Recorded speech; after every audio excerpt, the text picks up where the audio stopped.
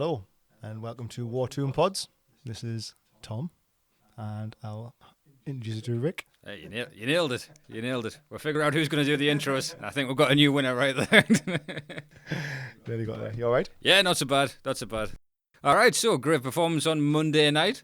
What did you think of the Leicester game there, Tom? Main thing was that we won. Nothing for me, but God, Leicester are terrible. This is the first time I've really looked at a match with like, oh, I'm going to have to talk about this coherently. And then I watched the match. I thought, well, if Leicester aren't going to bother, why should I? Yeah. I thought I was like, obviously going into it thinking we should definitely win this. It should be easy, but there's always a doubt. And I think it was the first minute where Vardy went through and had a shot, and I thought, oh, actually, they might be up for this. But then within 30 seconds later, I thought, they're definitely not up for this. Like, yeah, they were really, really, really poor, to be fair. We'll get into the goals because there's not a lot else to talk about. But as a Newcastle fan, do you find it weird to watch a match without jeopardy? Like that adrenaline when you're watching that everything could possibly go wrong, when that's not there, you're like, ugh.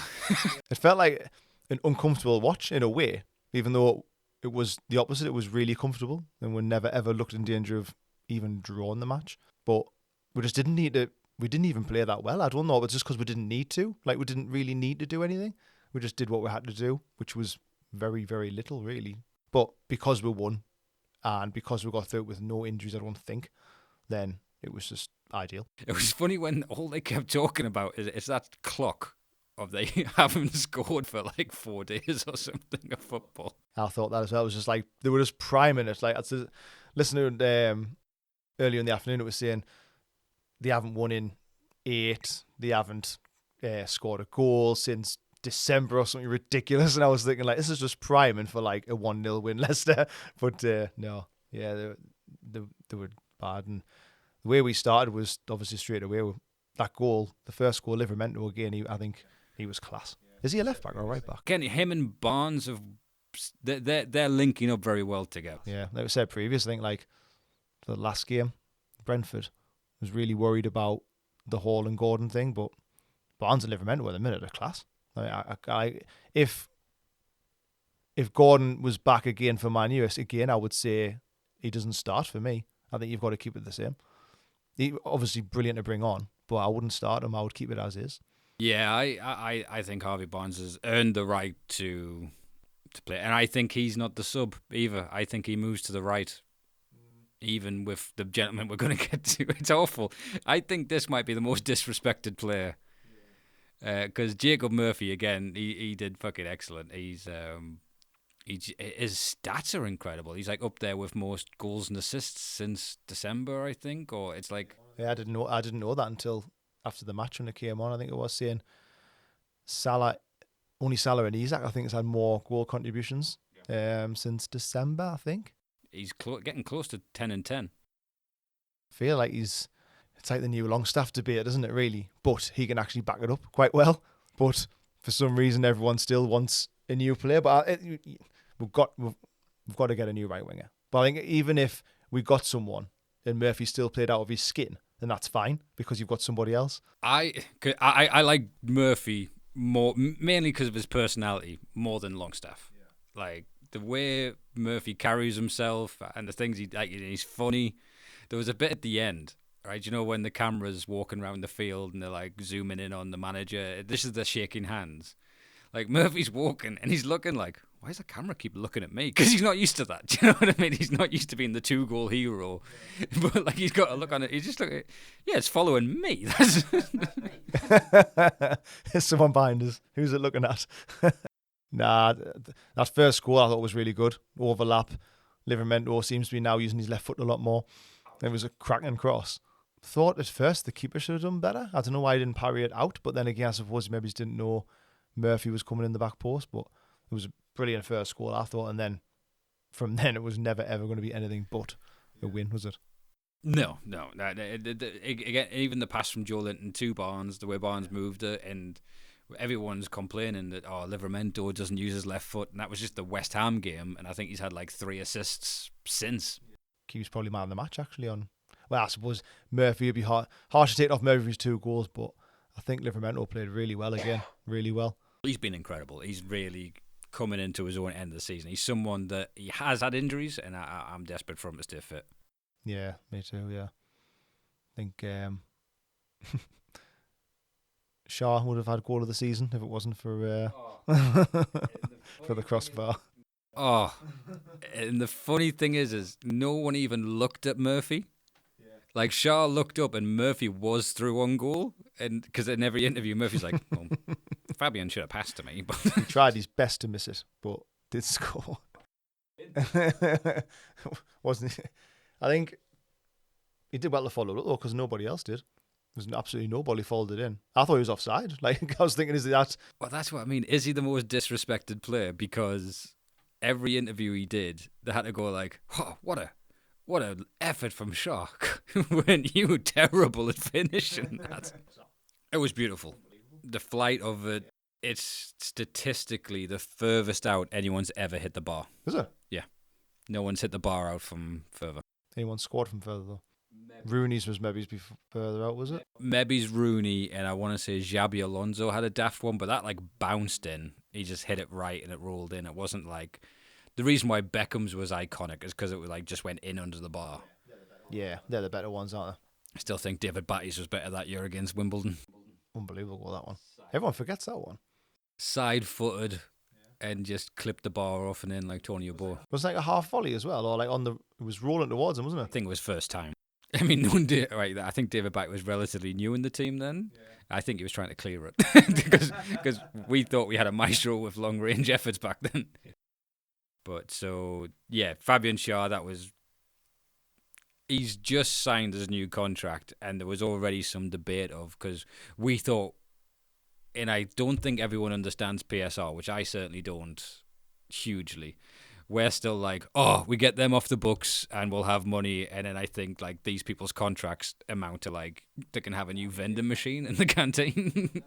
They're not getting Alessandro Bastoni from Inter because Fabian Shaw is no longer on the books.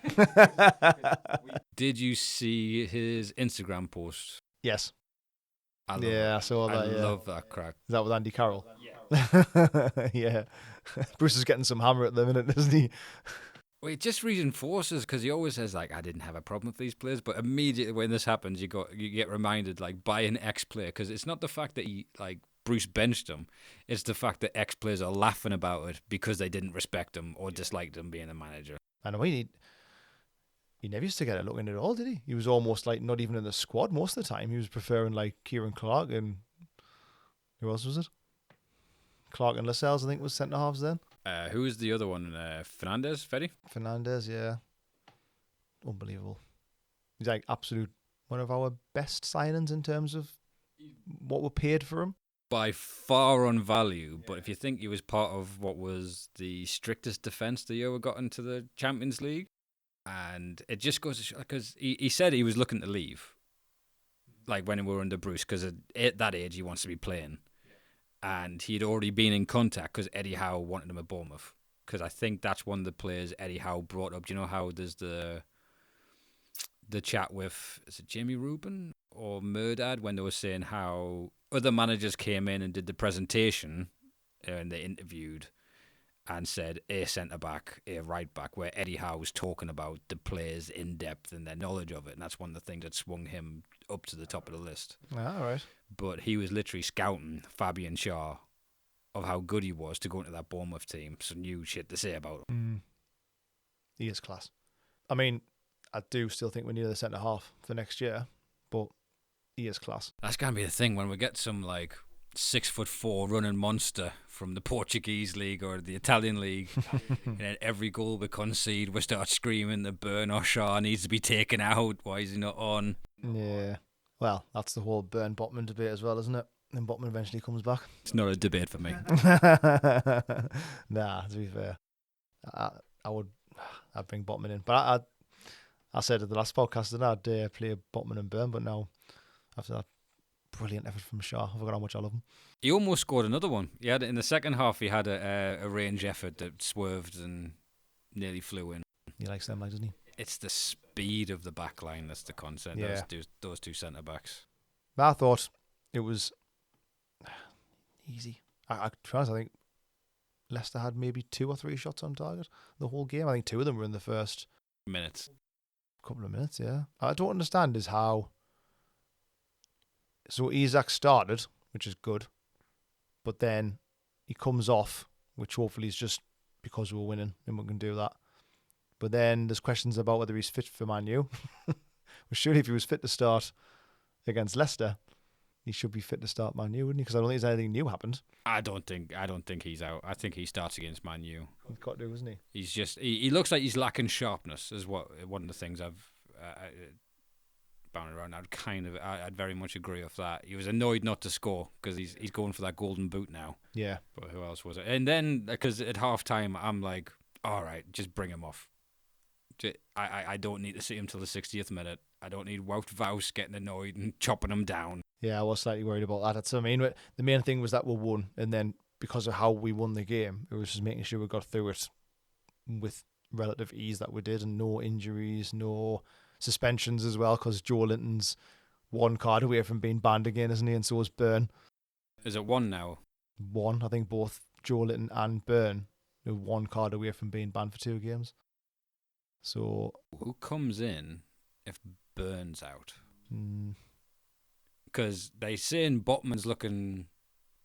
Nothing's been said. Well, they say he's looking good and he's ahead of schedule is what they say. Like, that's what I've heard Eddie say, I think, last week in a presser. But I have seen Sven Botman's Instagram where he's training at a complex that isn't Long Benton, and that's never a good sign. Nah, it's not a good sign, is it? I think if Byrne was to be out, it would be Shaw moves over, Kraft comes in, isn't it? He hasn't done bad when he has. But I just... And this will come up again when I talk about Man U. I can't unswitch my brain from watching football and thinking about Champman. Yeah. And you put a right-back, centre-back, the algorithms in that game are going to kill you. It's never going to be... He did it before, though, didn't he? Did it last time. Man U in the League Cup, I think. Yeah, and he did all right. So, yeah, I think to get through the game with no more bookings, suspensions, no injuries, that was the main thing. What do you think? I thought it was an easy game. I enjoy the winning. I do. I felt bad because I think Asula and Miley come on desperate to impress when everyone else is playing a bit conservative. Yeah. So I think they didn't look... They weren't coming into a fight and helping with legs. Yeah. Miley on the left-hand side of midfield, which I'm not sure which is his natural, but I'm used to seeing him on the right, I think. Yeah, normally right, isn't it? He didn't have a brilliant game. I think, say it's hard though, isn't it? So they're coming on to try and impress, but they're almost having to drag the game up to be able to do something when everyone else is like, yeah, I've had enough.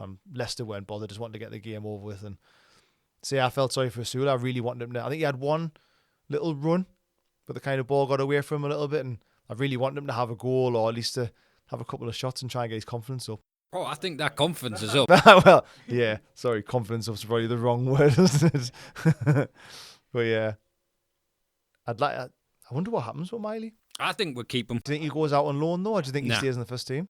I think he looks too elite to send out. He's good, he is good. He's barely getting any minutes at the minute, which is a good thing because of how well the other 3 are playing. But it seems like a bit of a shame because I really like him. I think he's another year, so we don't have to buy a backup midfielder. Because again, if it was just we have like a bit like how Man City have had it, where you can buy whoever you like, or Chelsea have it, and then just ship the youngsters out and see what comes back. Yeah. We don't have that. We have to make Miley work. And I think just looking at that young man, whatever he's doing in training is working. He looks like a bit more of a unit now, doesn't he? From like last year when he was like scrawny and long. Now he looks thick as set now, doesn't he? He's starting to look a build of a bit like a young Bellingham. Yeah. When he started to fill out. Because he is tall. How likes him tall, doesn't he? He's like, when I play Prevo, if I'm doing a Master League, I want 6'3", 6'4", and I want to beast them. But Leicester, the relegation zone's never been less in doubt. Yeah, quite unexciting, really, isn't it? Just them 3 are back down. It's going to be the race to 5th is what it's going to be now. Yeah.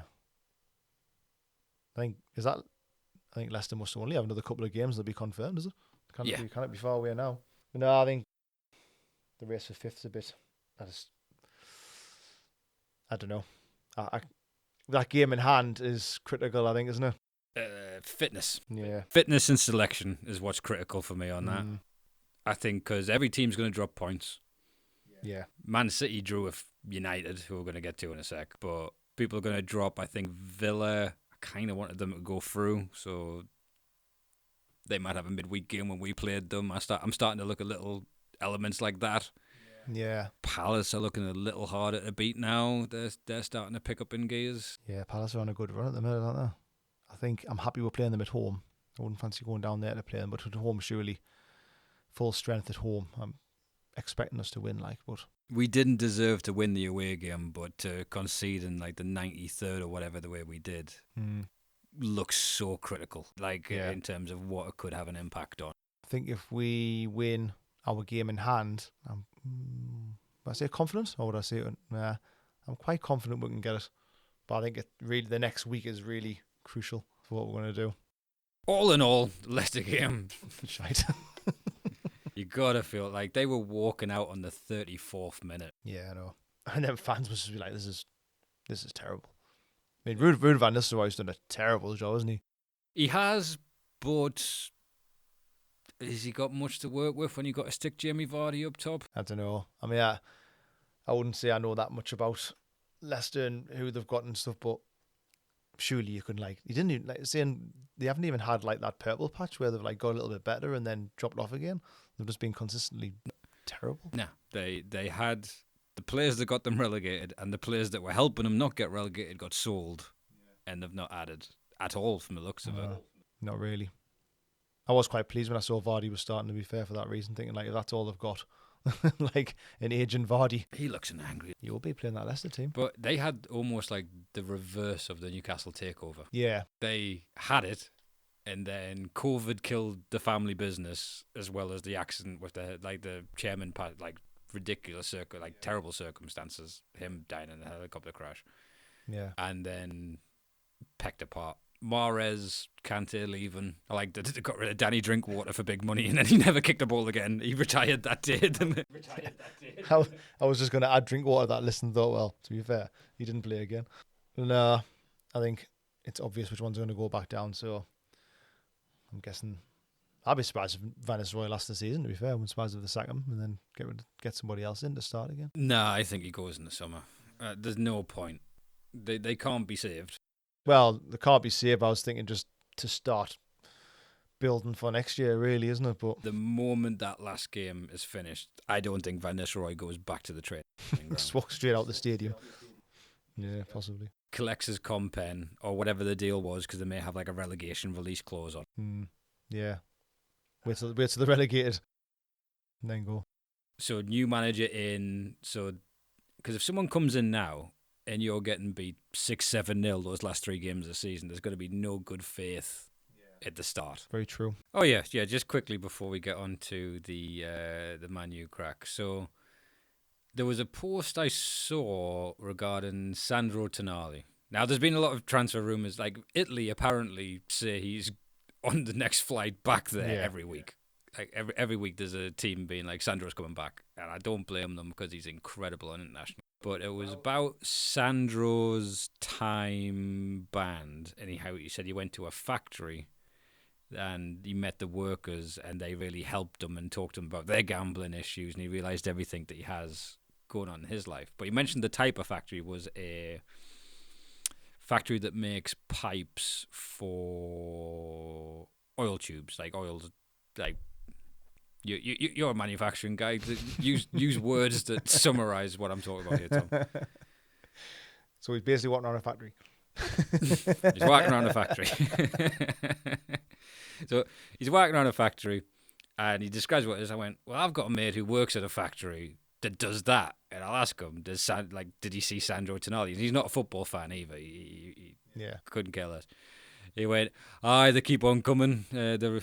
Apparently they know the workers there because we've got a bunch of Brazilians. And I was like, no, the guy's Italian.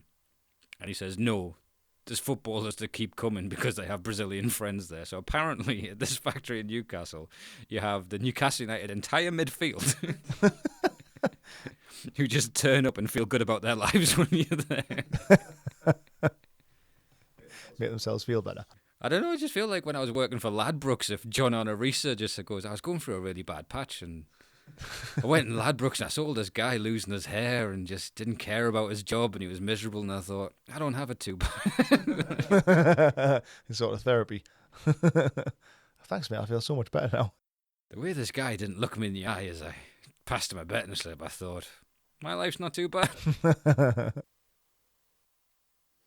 All right, so before we get into the preview of Sunday's game against Man U, we've had our first, I would say, reputable journalist come out with a transfer link. Yeah. Like, I kind of trust Craig Hope wouldn't say anything for no reason. And it is Matthias Cunha. 62 million they're quoted for him.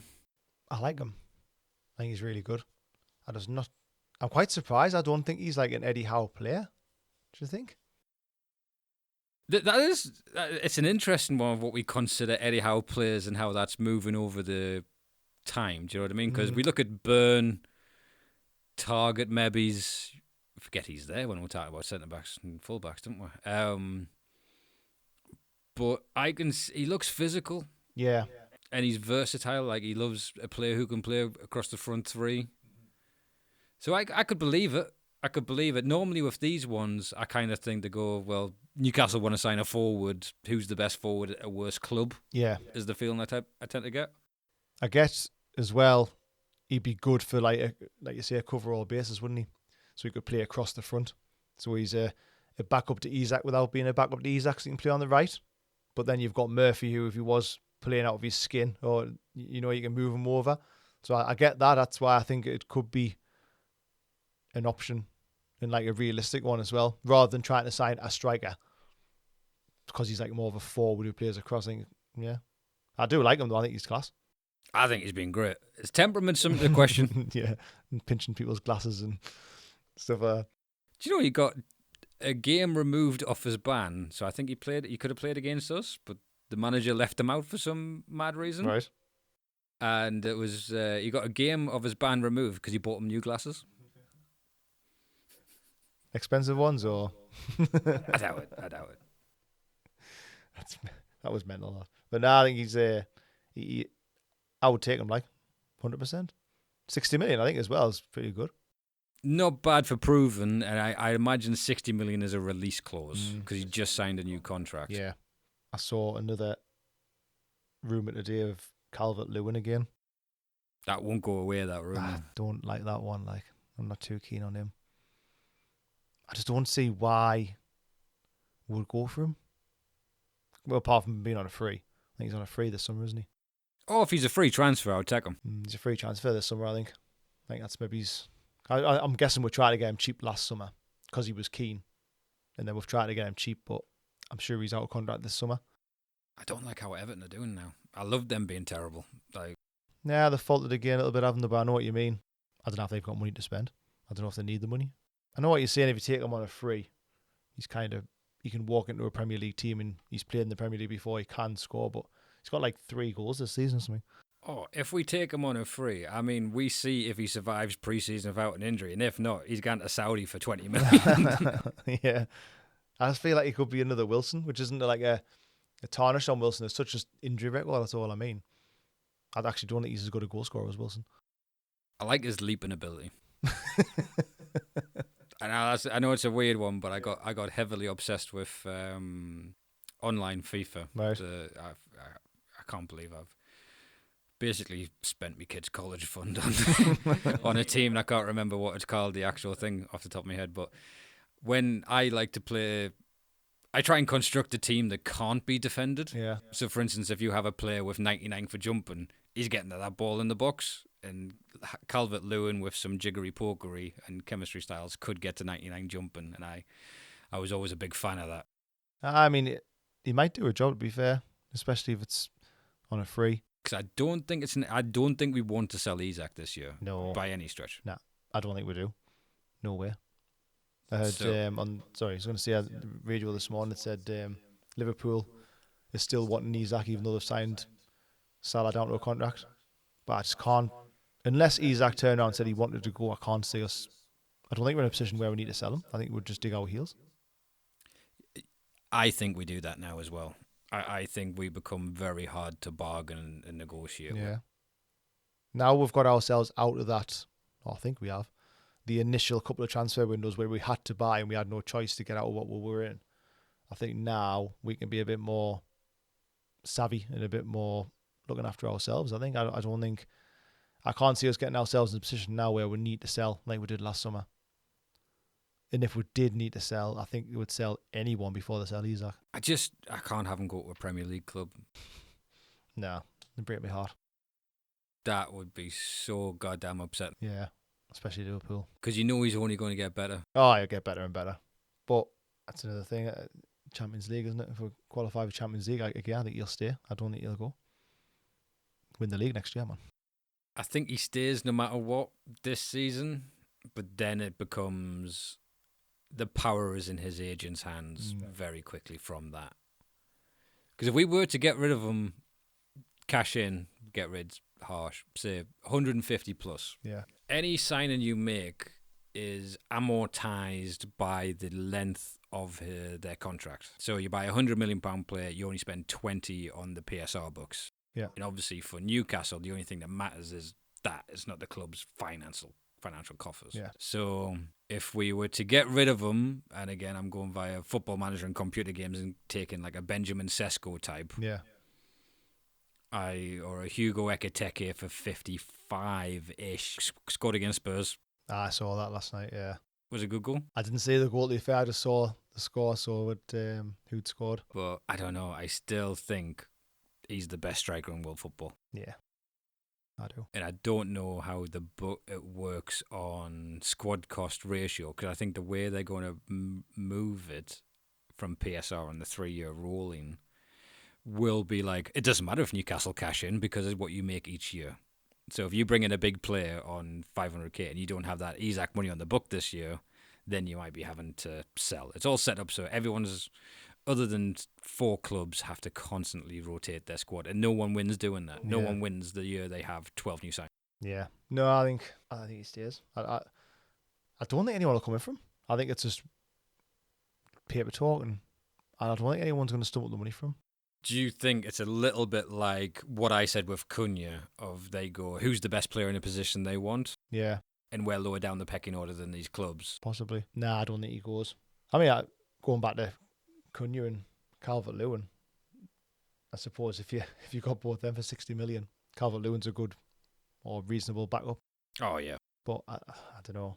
It depends, doesn't it? Because it depends how you look at it. If you said we're going to get Cunha, but then we're going to get Calvert-Lewin, but then we get a right-sided centre-half, and maybe another, like a good one as well, being linked with that, every man and his dog's linked with that Bournemouth centre-half. Houston, is it pronounced it? Houston?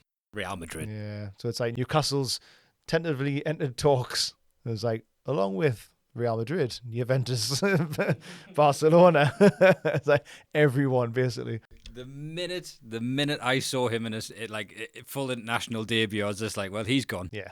Nah, it's like first choice for Spain now, isn't he? So I saw that he'll end up with Real Madrid or somewhere. It is bonkers. Juventus got rid of him for 15 and bought Lloyd Kelly for 20. It's like ridiculous. Whoever's in charge of their transfers needs sacking, doesn't he? Well, they always get the mad ex-players in, don't they? Yeah. It was Igor Tudor's either just left or just came from Thiago Motta being it. Then you ring up AC Milan, you get Zlatan Ibrahimovic on the phone. Imagine having to deal with him. Like, oh, we need a right winger. No, we need Tomori from AC Milan. Can you call up? All right, who am I talking to? Zlatan. He's just there doing karate kicks in his office while you're on loudspeaker. Yeah, I think I like him, but that's not going to happen. Who, Tomori? No, Houston. Yeah. Yeah. I think it'll be Zabani. Do you think? I think I think he plays on the right hand side. I think Houston's been playing on the left. Mm-hmm. I'd have to double check that, but I think the one because we always go to the 1A. Yeah. We'll go to Leicester. We'll get Barnes, not Maddison. We haven't been linked with that many centre halves. I don't know from what I've saw that Houston will be linked with, but I think that's just he's going to end up with Real Madrid. I think after 3 years of not signing, 3 windows of not signing anyone, people have stopped putting up links to us because no one knows in the club. Yeah. But one of the links with Cunha is that he was Paul Mitchell's first signing for RB Leipzig. Was he? Yep. Didn't know that. First signing through the door there. And I'm parroting now a guy called Sean Casey. I don't know if you've ever seen him on the Loaded Mags. All right, yeah. And he's the one guy who's like an in the know type. I don't know if that's not a negative connotation, but I love listening to him. He either knows stuff or he is the most direct talking person ever. Like there's no hint of I do think he's telling the truth, that guy. Yeah. Whether or not it comes off or not and different things, but and he's Northern Irish. Yeah. So like when a Northern Irish guy speaks with confidence, you're like, he believes that. And now I believe him. He's made a believer out of me. But we knew a guy who was on your stag do who used to be an in the know guy, didn't we? Yeah.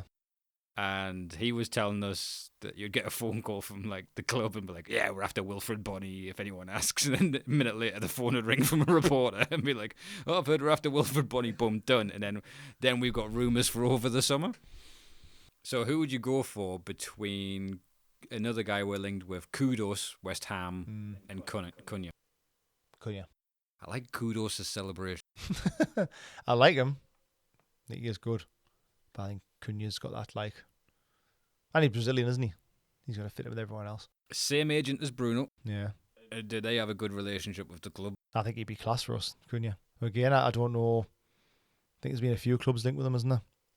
But if we get Champions League, I think a lot of people want to come. I think a lot of people will be asking agents to actively get a transfer to Newcastle now. Well, this is what must be... It must be a weird time for Eddie Howe, right? Because have you heard about Eddie Howe on High Performance? I think the High Performance podcast. Yeah. So what he says is he has to fall in love with a player for him to invest in them. Like, so he has to love a player. And I do believe he actually has that mindset. Yeah. So when he's looking at scouting reports for 100 people, and like he says, how he fell in love with Sandro Tonali, and I don't blame him. Yeah. I've fallen in love with Sandro. Everyone's Tonali. fell in love with Sandro Tonali. You'll see at the end of this episode, I have obsessed over what his days might be like. But for him, like that's why I think it's tough for Valmachulis or whatever he's got. No, that's a phrase from Game of Thrones. That's the many-faced god. Valmagulis. But I think he must be there, like... Unloved. Imagine you're in a house, you've got your wife, your kids, and your daughter's first boyfriend is hanging around. Your distribution of affection around that table must be like Valmachulis. Yeah. I think if we want Cunha, I think there's a good possibility we'll get him. So the cost of that, not including wages, because I don't know what you'd be... Basically, I'm bad at maths. I just know the overall formulas to it. So 20 million so 60 million divided by 5. What, we want an answer? Yeah. About 12 minutes now? That seems doable to me. Let's get him. Let's bring him in. Something like that. But 60 up front, it won't be over payment. So a lot of deals now, I think, are like, okay, you'll have that, but you'll have it in installments. So then that's cut down again on what it is.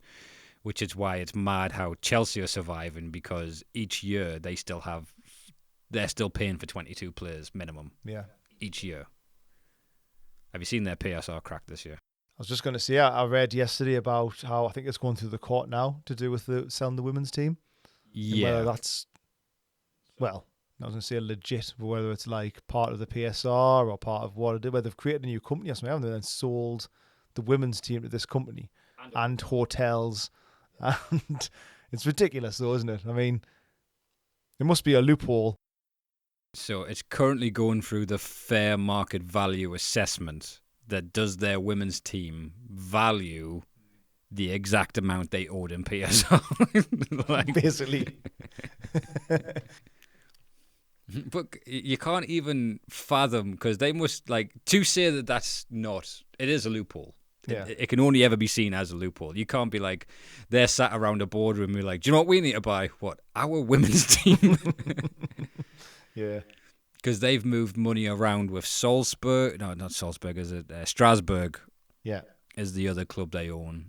And They have losses of over 500 million. They've sold well to Saudi and have sold well of youth.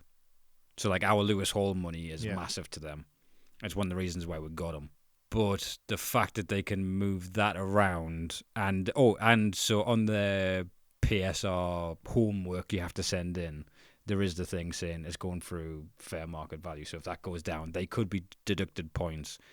If they have to go into the fair market, I don't think it'll be this season, annoyingly, because it'll be very handy to us if both Chelsea and Man City got points deductions before the end of this season, which I don't think they do. I think if they do it to Man City, they do it at the start of next Yeah, to probably. be appealed and then go on to the year after. Yeah, I'd imagine so. Because my idea for Newcastle, I was like, because UEFA's refusing them. UEFA don't allow the sale of assets in their squad cost ratio, and they're currently in the UEFA, is it Europa? Conference, isn't it? Yeah. So they're not allowing that, but they don't also, they can't say you're not in this competition this year because it's now. Yeah. So they may have a European ban, which will be appealed, and it'll probably be a fine. So consider that a cost of business. Yeah. To do it. Because my idea for Newcastle was we build a mega stadium, 100,000 seater. We sell St. James's Park to ourselves and then lease it back to ourselves, because the season after, what we can then do is move back to St. James's Park and sell the mega stadium. And so on and so forth. Yeah, I mean, if you sell a stadium for like it will be £1 billion stadium. Yeah. £1 billion into your PSR means you can do whatever you want. Do you think there's a reason why, obviously Chelsea's done this with the women's team to basically fiddle PSR? Man City have been fiddling PSR.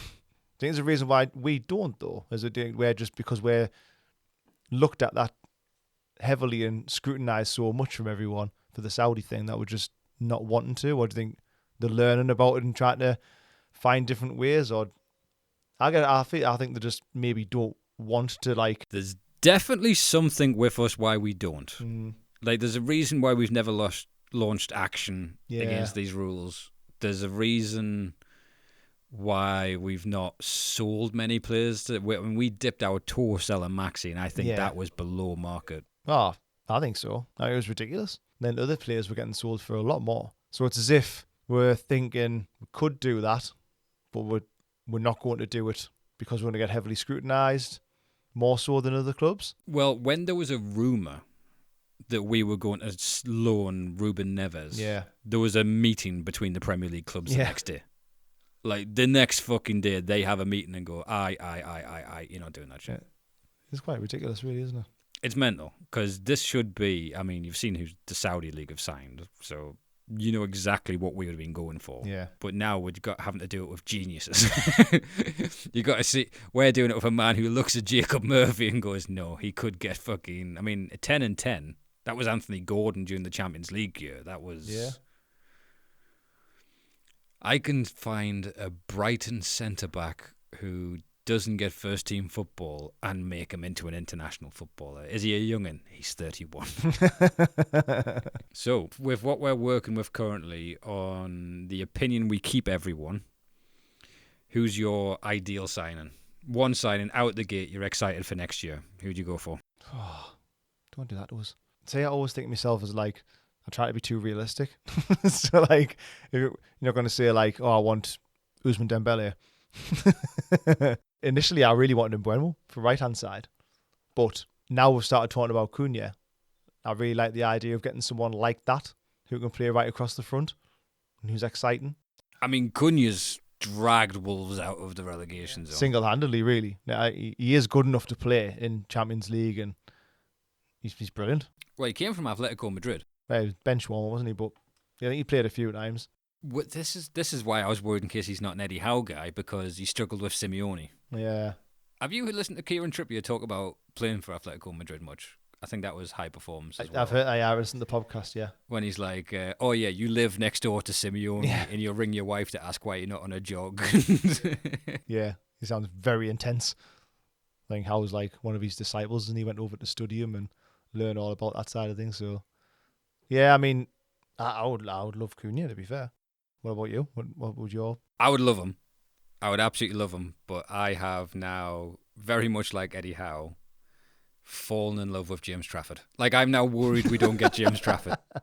Out of all the people. Of all the people, I know, it's terrible, another goalkeeper, but I just think, 'cause I've heard Julian Lescott talking about him, and he's like, Trafford's better with his feet than Ederson.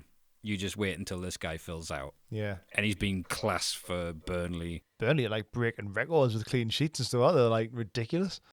And I just think he's not going to go to another country. He's going to go somewhere. I think it'll be us, maybe's Man United, maybe's City would be the three that would be in for him. Did he come from City? Yeah. Yeah, I thought so. So City could get him back cheap because Yeah. they'll take the 20% off would have been the sell-on. Yeah. I love his arrogance. I love him. I think he's a nutcase. He could come in and he could be obviously goalkeeper number one for years and years. And I think he will be England's number one, 100%. I do like him. Yeah, I think he would be a really good signing. I was not to get him last year. And I think he's probably better now. I wasn't as bothered last year, but I think now, like you say, linked with him and supposed to be really close to getting him, I do really want him because I think he's that good and he'll just get better and he'll be our number one for years and years. Because last year we weren't so. I think we're worried about Pope now. Yeah. Like his distribution, you can notice it in big games. Yeah.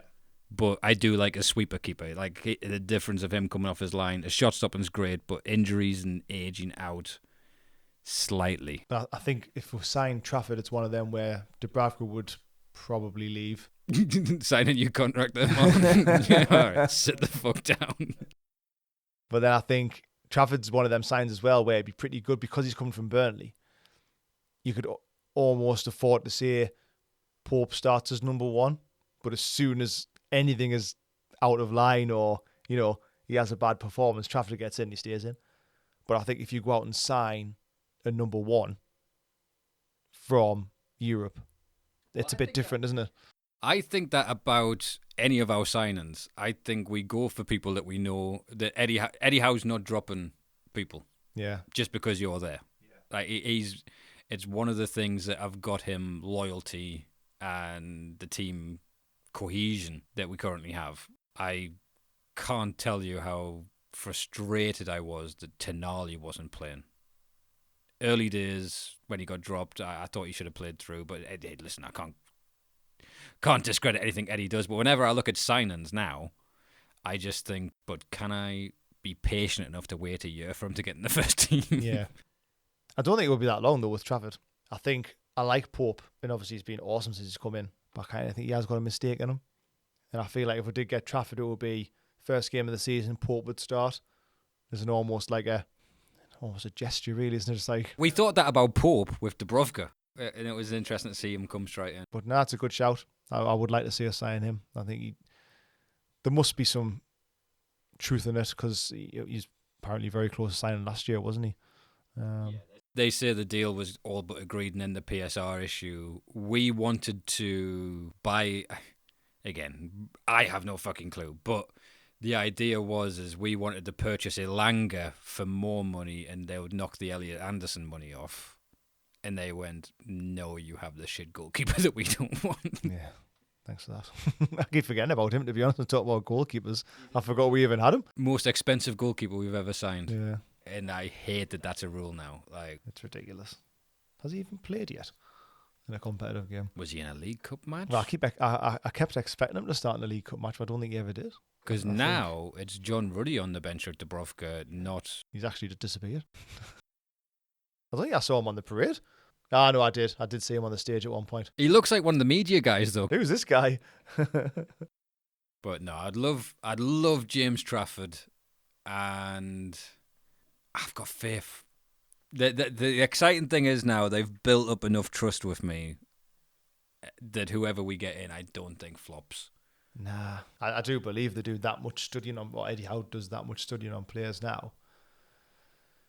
There's been no bad signings, really, has there? There's been signings that fit the time, like a Wood, even though he's banging them in now, which is annoying. But he's going to go big money to Italy, and they're going to fucking hate it. Even Matt Target target. Now, I forget we've got him. He never plays. He's been injured a lot. But that 6 months he was on loan, he was awesome. He was like one of the best left backs in the league. So, again, you can argue, is that a flop? Recent times, you may say so, but not at the time. So, overall, I would say no. It was... Yeah, no, I agree. I really rated him when he came in. And I wanted him permanent. Yeah, me too. That 6 months, or went on that run to avoid relegation, he was brilliant. Absolutely brilliant. He's probably England's most informed left back at the time. And it was just so calm, wasn't it, compared to what we were used to down that side? Who was in there before? Or what left-hand side? Left back when we were getting in the drop zone. Who would we been playing then? Wasn't Jamal Lewis? Manquillo? Lewis barely played. It was like Manquillo was kind of playing there. Lewis didn't really play. It just felt really balanced. I think Manquillo was playing quite a lot, wasn't he? And once we had a left-sided left footer, felt a lot more balanced. I saw a clip of the Carabao Cup final, and it was Isaac Hayden commentating. Right. And I was just like, doesn't he still play for us? Is he still on the books? Nah, I think he's gone now, isn't he? Is this the year he'd left? I think he's just gone. Oh, those Ashley contracts are a murder. Again, playing football, man, I can't tell you how upsetting it is when you look on and you're like, all right, off at the clubs, Jacob Murphy. It hasn't been updated for him to have the Dembele stats he has now. And it's just like, so when you're in contract too? Oh, until death. Okay. Jeff Hendrick, are you still here? Oh, Jeff Hendrick. I thought he was going to be great. I knew AC Milan were after him. I thought he did all right at Burnley. Might have scored that goal in his debut, didn't he? He was Against West Ham. West Ham when he curled in the top corner. Well, he might turn out actually all right. And I think that was the highlight of his Newcastle career, I think.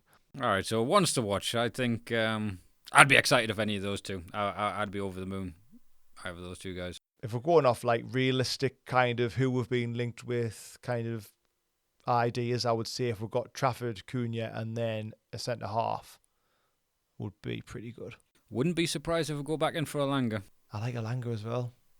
Yeah. Who would you rather have, Cunha or Alanga? Oh, I'd go... Alanga's electric pace. And I think he's big, strong, electric pace, not a bad finish on him. I think that's the Eddie Howe signing. But Cunha is a little bit of magic. Yeah, that's how I think as well. That's why I think Alanga is an Eddie Howe signing. I wasn't surprised it went for him. But Cunha kind of isn't. But I suppose I can see it. And I think he does have that like flair that Alanga doesn't. But Alanga's like a bit of a machine, isn't he? Like he's just quick and powerful and gets up and down. So I can imagine him more of being an Eddie Howe signing. But it's went quiet this year on him, hasn't it? After going after him last summer. They're doing so well. Because again, they're no longer below anyone. So all the clubs that need someone. Interesting to see how they get. Well, I was going to see if they get picked apart in the summer or not. But if they get in the Champions League, I suppose they're in a position where they could stay an extra year. Yeah. Yeah. But Champions League, extra games, and you're going to have to be putting everyone who's interested, like that Murillo, that centre back, that Milinkovic. They've got, throughout the team, they've went and bought so well and so much and took the points deduction, and now they're cool with it. But Gibbs White, they did not spend. They spent a lot of money. Seen he's been linked with Man City today, hasn't he? Gibbs White, 100 million to replace De Bruyne. I'm discussing it before, but it's funny because everyone laughed when they went and whapped it because they bought that 22 new players, and everyone was laughing, saying like the manager doesn't even know who's in the dressing room. Yeah, I like Gibbs White. When we were linked with him, to be honest, I was thinking I'd really like him. I just wasn't sure where he'd play in our system. In number 10, yeah. Yeah, but I think he's class though. He's been awesome for Forest. But they may come into trouble with PSR trying to go for it. But I mean, Forest is the opposite to us. They got in head first and then.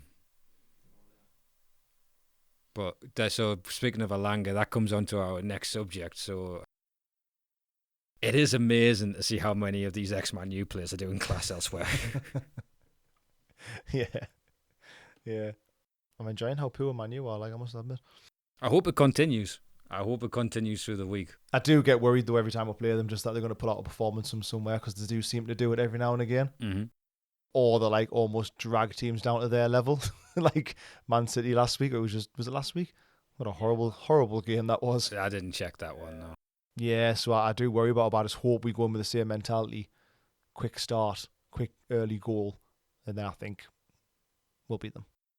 I think if St James's Park tends to be up for it for Man U games as well. Yeah.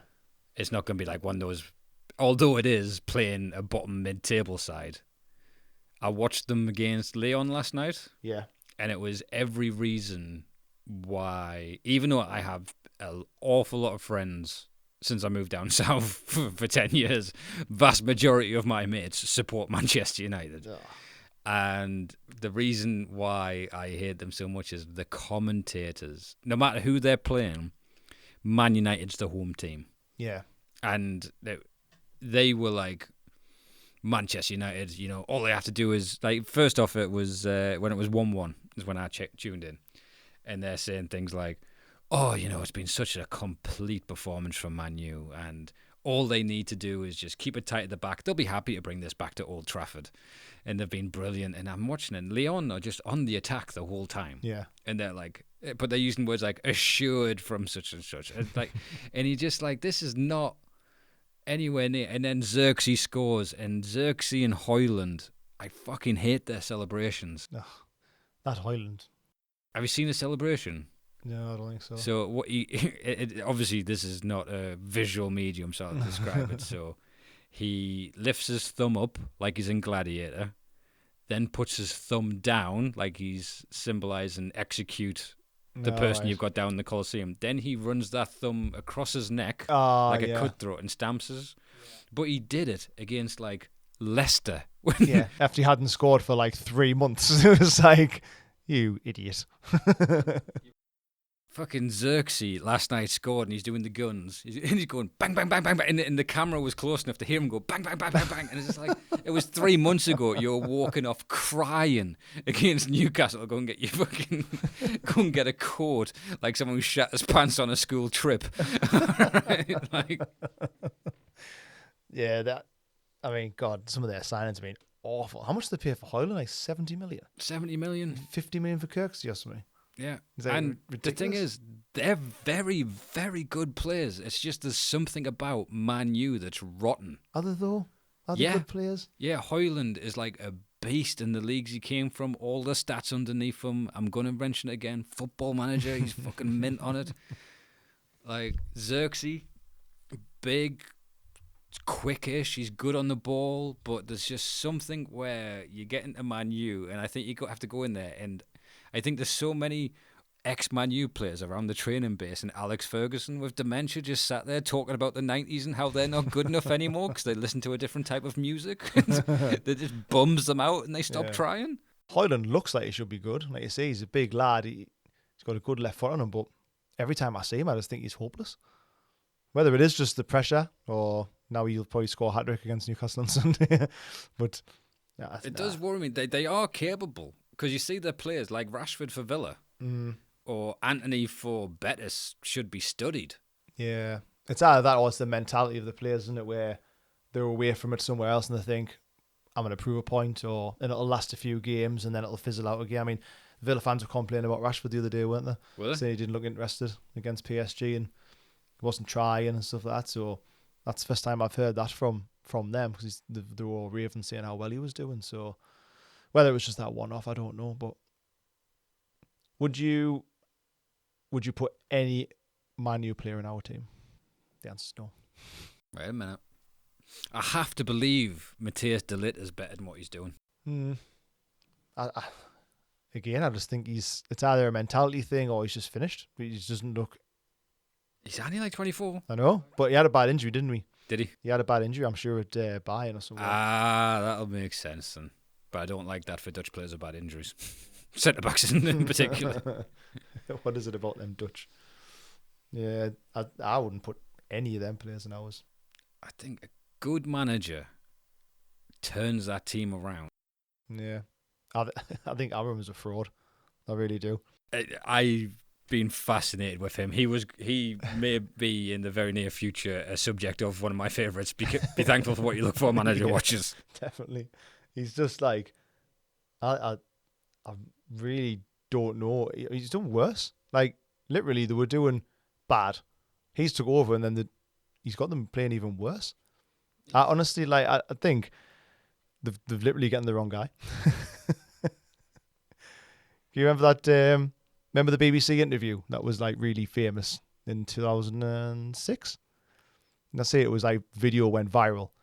Where it was basically a guy turned up for a job interview at BBC, and well, he was called Guy actually, and he was in the reception area, and BBC had someone coming in to talk, like a tech expert, to speak live in an interview, and he was in another reception, and he was called Guy. So one of the runners went down to collect Guy, the tech expert, but it was actually someone waiting for a job interview. It's like a data cleanser or something stupid.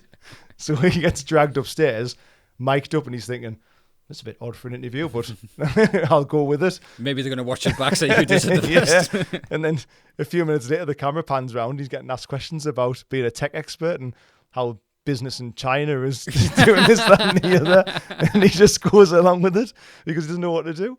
He goes, you'll have to watch it if you haven't seen it. It's hilarious. And he kind of goes along with it for like a few minutes, tries to answer as best he can. And he's clearly just like the shock on his face when he sees the camera come on. I think that's Amram. I think someone else has been in the training ground called Ruben. And they went along and said, "Are you Ruben?" Yeah, that's me. Come with me. No, I love that story. I like the idea of him trying to bring it back to being an interview. So he'd be like, yeah, the economy in China is really bad, but on the weekends, I'm part of a CrossFit team. So I can. It's literally Ruben Amram, I think.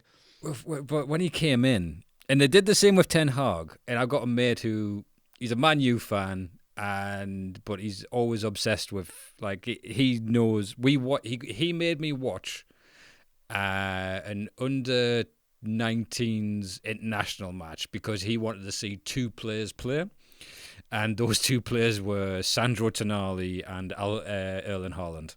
And they were like when they were in the under 19s as 16-year-olds playing or whatever, and like he's like obsessed. And when I went around his house once, he gets like Wonder Kid Weekly magazine and stuff like that. So like he knew all about Desiree Doué, and he's the one who told me when Sven Botman signed for Newcastle, he might actually start supporting Newcastle because of how good Sven Botman was at Lille. Apparently, he was like one of the big reasons Lille won the league, and he was like just harping on about how great Botman was. But the two teams he loves is Ajax. He went out to watch them a few times under Ten Hag, and Sporting Lisbon. And they have these beautiful systems, and the players they have are fantastic, which is great because they got Ten Hag in.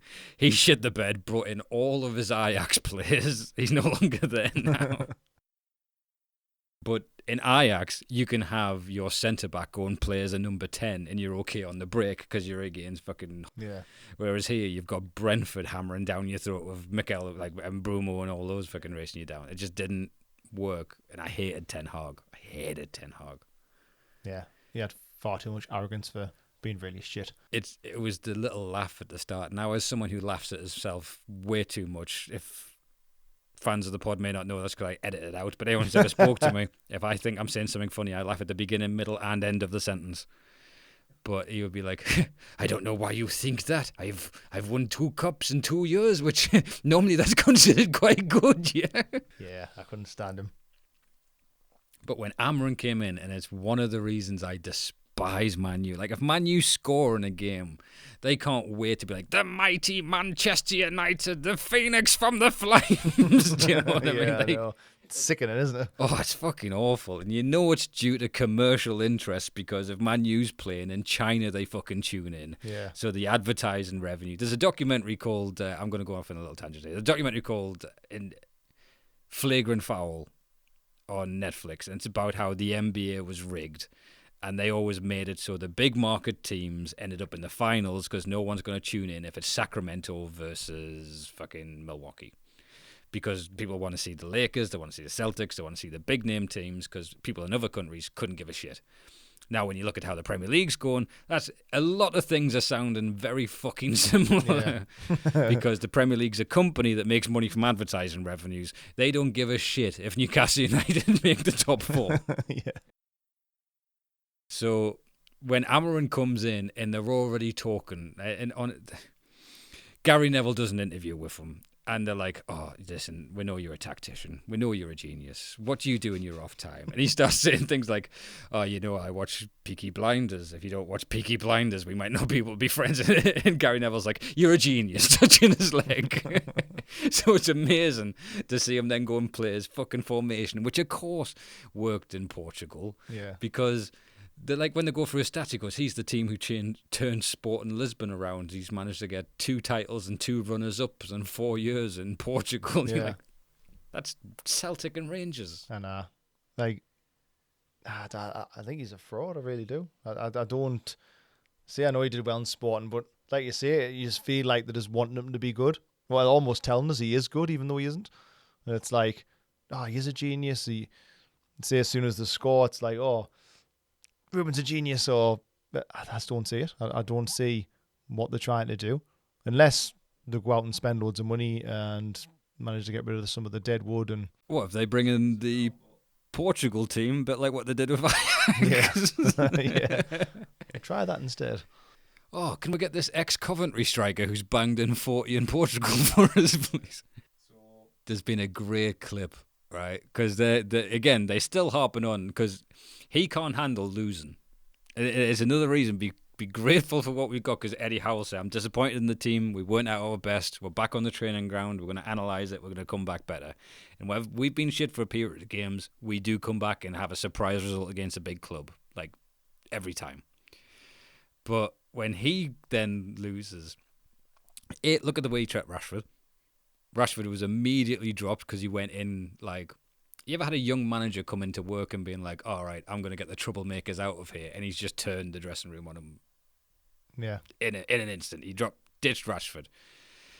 And then he's like, well, we don't have the players for my system. We're going to play my system. You got me. You're going to play my system, which I agree with to an extent. That's his style of football. If he goes away from what he knows, he's going to be losing stuff. But there was the Sky Sports just before the Lyon game. They showed him, and it shows you the Man U players doing rondos. So that's Piggy in the middle, if I'm not mistaken, is a rondo. Yeah. Is that right? I think so. So they're doing that, and then they go, but Ruben Amorim likes to take a distant view of training, and it showed you. So he is a pitch and a half away from him on his own with his arms folded, and they're like, oh, he's a genius. He's looking at the spaces. I'm like, he fucking hates these people. He doesn't want to be around them. If I can get a still, I'll try and put it up on one of the things we put out, but he is literally a pitch and a half away, isolated. And it's just, I think that's not going well for him. Not that he's looking from a special fucking angle. So, you're confident for Man U then? I'm never confident for Man U. Nah, me neither. I think all of those players have a big game in them, but if we go full speed, we'll knack them. All right, so just looking at Man U's last couple of games, but I've just took a look at the league table, which is, I didn't realise how bad it's been for them. They are bad. But because it's Man U, you always worry that they're going to, like I say, almost turn it on one game and it's going to be against us. But well, they're going to be allowed to try again. If that was us, we'd be stuck with those players, with the good players wanting to leave low cost. But with Man U, they're going to be allowed to spend another 150 to 200 and see if it works. Yeah, that's the frustrating thing with it. But if they're in the league table, right, on 31 games played, they have 38 points. If we beat them and results go in the other team's way, they could drop down to go... No, they won't. West Ham can't go past them on goal difference, so they would be... third from bottom. Wow. That is remarkably... you can't even fathom that as someone who's watched Premier League football that Man U's there. I know. I think it's like... I think now there's the generation of kids who will just think Man U have always been terrible, which is pretty good. Like we've said like before, when you're on about commentators and stuff, there's like an expectation that like, but this is Man United, like, but they're good. Like, yeah. like, do you know what I mean? But they're not. But they're going to get given a new 100,000-seater stadium for free, which, again, I'm not hardly paying for Newcastle's new one, but they're getting given a massive one. That's going to generate, and they're always just going to be allowed to keep going. Yeah. I forgot they actually finished above us the year we got in the Champions League, which was ridiculous, really. Quite, if anything, Ten Hag did quite well. Yeah, I suppose when you look at that. 2 trophies in the Champions League finish. We'd be snapping your hands off at that. That's what I mean. I think he's made them worse, Amorim. But I think on Sunday, if we make a fast start, score an early goal, like I said before, I think we'll win it. I just worry they're going to drag us down to their level almost. I think our worries get allayed pretty early in the game. Hope so. With Man U, I always worry. A red card for us, a penalty decision. I don't trust anything going to VAR when it's that bad as you. Nah, me neither. Do you remember the foul on Anthony Gordon that went to VAR and didn't get given at Old Trafford? Yes. Like when Casemiro stood at him so hard it ripped his socks, and Gordon's just like, I didn't even ask for a penalty. I knew it was going to be checked and given. Yeah. But since it was the week, they were like, Anthony Gordon wins a lot of penalties, and it said Old fucking Trafford. I think we do have a little bit of a pull these days at home. But yeah, I think if we get an early goal, I'm confident. We rarely lose from winning positions. Fulham might have been one of the first ones. I'm confident if we get an early goal, we'll go on to win all right, especially with I'm guessing it's going to be the same team again. I wouldn't change anything. Gordon coming in on the bench. If Gordon's fit enough to be in the team, I would stick him on the bench, and then he's brilliant to bring on if Barnes fades or anything. But I think Barnes should start. I think he's done well. He's different, isn't he? Offers something different, but it's a shame. I think for his performances, like, could have got more goals, to be fair, Barnes. He scored the other night, which was good. So goals, assists, link up with Tino Livramento. I think it'll be same team again, then Gordon to come on from the bench, hopefully. Yeah, I hope so. I really, because also we've made it's my daughter's second birthday, so I made her she's got a birthday party on Saturday. I'm not a complete asshole, but I have made her birthday family come round and we watched the Newcastle. That's what she wants. That's what she asked for. Yeah, she's 2 years old. The only time she's ever eaten chocolate has been if Newcastle win, and then she has an inherent sadness if we lose. But yeah, I've got faith. There's a little bit of will it, won't they. We had Jason Tyndall in the press conference today. Eddie Howe not made it to work. Yeah, I can't believe that. Oh, rest on your. He's won a cup now. Now he's like, oh, I can't come in today. He's pulled a sickie. I think. I saw. Did you see the press conference? Bits. I saw bits. Tyndall to me seemed really like nervous. Did you think that or no? He looked like I don't know. I don't know. He's not used to doing the press conferences, or he looked like if you'd been out and you were like hungover the next year. But you had a disciplinary. Yeah, so it was like almost beer fear and nervousness in him. Like he just didn't look comfortable to me. He doesn't, but I don't know if since Eddie's the stern tactician, the quiet. He's loud behind the scenes. Apparently, he's not a shy man at all with the players. But he's the extrovert. Yeah.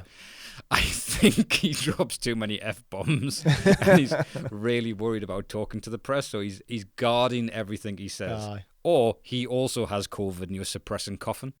Mad dog. I love him. I don't like hearing him speak. I don't like hearing the southern accent, or not that he's a southern accent, but I have an image of my mind of how he talks when he's yelling at people on the touchline. He's just like, "You lot have a lovely Christmas." I love the mad dog ideology. Yeah, like him being in the background, not at the forefront, not talking to anyone, just being held back. Also, I think Eddie's got an earpiece on him. Do not tell them fucking anything. And also, it's Newcastle. They've said Eddie may be available for Sunday, but he might be out for the rest of the season. Yeah, don't see him again. Yeah, we're playing mind games of Amarin. And come for a new puffer jacket. I don't like what he wears on the touchline. I hope that you just have managers you hope fail, and him going, yeah, watch a bit of Peaky Blinders. I'm like, why are you telling us that? Get your defence working. I think Eddie Howe will be there on Sunday, won't he? Sure, he doesn't miss that. Maybe. If not, I'm worried about him. If he's not there, I'll be worried about us full stop, just because he needs to be there, doesn't he? Because like the way they switch out and switch in, I don't know if like when we need to attack, Tyndall goes forward and starts yelling at him. I don't know if he'll just be too attacking. He's got nobody to hold him back. He just goes mental. Surely you can't be that bad. Man, you to be like, they're lucky the relegation zone is what it is this year. Because Forest are on 32 points. Not Forest. Fucking hell, they're a different world right now. Wolves are on 32, Man U's on 38, the rest of them on 35 between them. Remarkably poor for Manchester United. The bottom three's been the worst this year for a while, haven't they? So if they were any better, they'd be scrapping around, like, wouldn't they? At the bottom. And don't forget, Leicester's one victory this year came against the Premier League. Because they said they breached, but they purposefully withheld submitting until the period in which you are no longer a Premier League member. Yeah. So the rules didn't count for them or something like that. Yeah. Do you know who did that? Who? Nick DeMarco. Aye? Yeah, the hero of Newcastle. Newcastle hero. All right, we're gonna wrap up in a second there. So we're going to just pop in manager watch. We are going to look at other managers, but we feel like this one particular manager doesn't have much more time left with us. So if we check in, have you been watching Ange Postecoglou this week, Tom? Yes. I fucking love him. Like after we released last week's episode, I watched him. And he has a trait that I really, and it's difficult to speak about because it's intentionally difficult to pull someone up on, but he is a very front foot, how dare you talk to me like this person, like aggressive, imposing figure. But when that doesn't work, he falls back on therapeutic language. Yeah. Do you know therapy language where it's like all, and I understand there's a, back and forward, there is a mental health component, but when he's like threatened a journalist and now he's going, what was his quote this week? Yeah, so young boys holding the phone up is bullying. In fact, being bullied. And it's like a loophole you can't call him out on. Like he's found a riddle that gets him out of criticism, like Rumpelstiltskin. He's 1-1 last night. I would purposely watch his press conference on to see what he's going to say. His box office. I was hoping they were going to get beat, just so I wanted him to absolutely lose his shit. But unfortunately, they drew. He's just like, he just looks broken. Absolutely broken. He does look broken. Whenever you have them saying, like, whatever I say, I'm going on. So. Yeah, basically that's what he was saying, wasn't it? He's went full Bruce. Aye. But I actually reached out to a friend of mine, comedian Dave Bailey, who's a Spurs fan, because I wanted to know what they thought of him. Yeah. Because at the start of the season, when they're talking like Spurs could win the league, yeah, not necessarily the Spurs fans, but they really got excited about their style of football, and they could beat Man City, which is the thing other teams couldn't do. So I asked him what he thought of Ange Postecoglou and what it's like. And he says he speaks it very honestly between games. He's very sad. But his in-game management is non-existent. He just stands on the side looking like a pissed-off stepdad. He also is far too sensitive to crowds, seen so many clips of him reacting to fans as he leaves the pitch and cupping his ears to his own fans as proof of how much pressure he's under. He clearly doesn't like Maddison, as he's never played him for 90 minutes. Much one of those modern managers who believe their way is the only way and sets his team out to play that. So we're right. So we weren't missing anything about him. I just didn't know, because I didn't know if they would have warmed to him, because you'd have to, like, we had it with Eddie last year with the injuries. We got some ruthless injuries, and there was talk of, has he taken us as far as the project? Because I always think, bringing this back to Newcastle, we know why we haven't signed anyone. It's PSR. Yeah. But we do get sick of saying that, so we think we need another thing to point at. I know. Didn't they finish 5th last year, Spurs? 5th? They're Europa League, aren't they? Yes, I'm sure they finished 5th last year. So they had a good season last year, but I know injuries have had a lot of injuries this season, but they're not actually, like, when you look at the injury list table, they're not top. So, like, I was quite surprised, actually. I assumed they were, but when I had a look and they're not, I was quite surprised and thinking, well, is it almost a bit of an excuse? I can see that. I think it's not the amount of it, it's who the injuries are to. Yeah, fair play. They've lost goalkeepers, and I think with the way they play because when they came to St. James's Park and they played that high line, It was brilliant. I think Mickey van der Ven being injured, who's like an Olympic sprinter of a centre-back, not having him, and now you still play the same formation, you're next. No match for Isaac, though, was he? He's doing cartwheels after Isaac put him on his arse. It was a tense game this year at St. James's. Nah, yeah, maybe you're right. Maybe it's more who's being injured. Well, I assumed it had like a lot of players out for the full season, but... And Spurs are playing Jed Spence, and they've clearly hated him since he's came. They bought him and just chucked him to one side. Yeah, now they were raving about him a while ago, saying how well he was doing. Yeah, he had a couple of good ones. But mainly, this is just about laughing at Ange Postecoglou's attitude. Yeah. We're not reviewing them. So, once again, we've asked our house band to come back to play us out. So, thank you very much for listening. If you do check this out, there's a bunch of stuff people say at the end of podcasts, and if you could do that, it really helps. Tom, score prediction for Man U. 2-1. Us, obviously. I'm going to go 4-2. Goals. Yeah, a lot of goals. I think Harvey Barnes, Jacob Murphy, Isaac penalty, and an Onana own goal, because we haven't even spoke about him. Oh, God, yeah. I haven't even spoke about him. Last quick point, and commentators being, like, if you watch the last goal Leon score, there's like a shot down the middle, across the ground to Onana, and the commentator goes, Onana, great save! And then the player runs in and scores.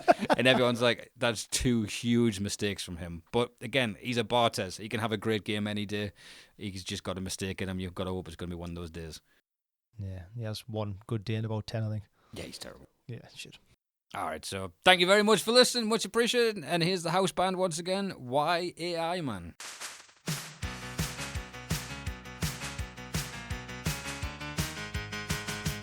Tumble out of bed and I'm jumping in the shower. Spaghetti and Moretti, breakfast gives me power. Dressed in all black shades, I'm looking like a sad poet. Out the door to Long Ben, yeah, you know it. Cappuccino in the squad canteen, blood's pumping fine. Say ciao to Mark Gillespie, he's a mate of mine. Eddie Howe's in my ear, intensity's our game. Lads, it's time to train, let's ignite the flame. Working till now these days, what a way to live the dream. Jogging with Joe Litton, we're a black and white team. Sean Longstaff's got his cat pick, showing off with pride. Shooting ball so hard, Nick Pope's wrist collide. Sweat's pouring down, I'm pushing every stride. Got my boots laced up, feel the Geordie pride. Eddie shouting loud, lads, keep it tight and fast. Training in the morning, making moments last. Cappuccino's kicking in, I'm feeling so alive. Mark Gillespie's grinning, giving me a high five. Joe Linton's beside me, we're running through the green. Sean's cat's the star of this mad routine. Working till now these days, what a way to live the dream. Jogging with Joe Linton, we're a black and white team. Sean Longstaff's got his cat picked, showing off with pride. Shooting ball so hard, Nick Pope's wrists collide. Then game time comes, it's time to take control. From the corner flag, I'm aiming for the goal. Crowds roaring loud, St. James is my stage. Tonali's on fire, writing my own page. Working till now these days, what a way to live the dream. Jogging with Joe Linton, we're a black and white team. Sean Longstaff's got his cat picked, showing off with pride. Shooting ball so hard, Nick Pope's wrists collide.